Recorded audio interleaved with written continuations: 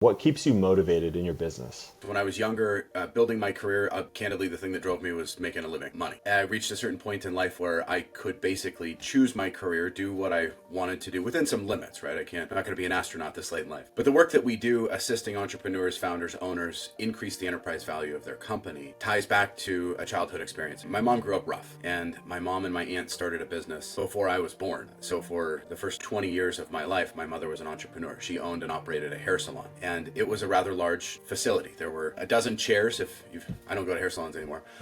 There was, tanning booths and ear piercings and, lots of a wide array of income streams through this one salon.